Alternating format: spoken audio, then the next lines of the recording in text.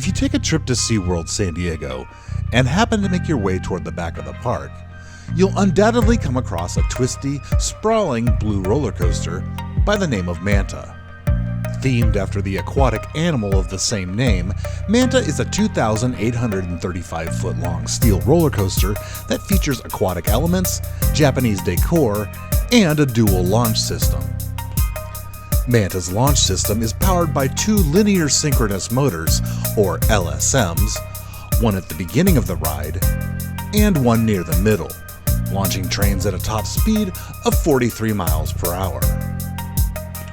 Built by Mack Rides and opened on May 23, 2012, Manta sits on 5 acres of the park, just north of Dolphin Point. Manta's trains consist of 5 cars, each with 2 rows of seats, for a maximum of 20 riders. With each ride lasting about 2 minutes, Manta has the potential to move up to 1,400 riders per hour.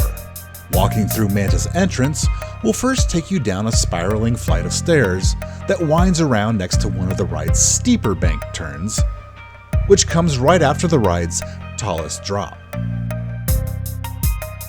Turning to the left, the line takes you next to a 100,000-gallon aquarium, which features a variety of sea life, including bat rays, sturgeons, and other fish. After exiting the aquarium, the line winds around through a lush Japanese garden, with rocks, sculptures, and many varieties of plants. The decor keeps in line with the area's traditional motif, which has featured Japanese theming since the park opened in 1964. The ride begins with a short stop in the projection tunnel, where the train sways along with undersea currents and rays and other animals swim by. Occasionally, SeaWorld will change the projected media to match an in-park event, like Electric Ocean.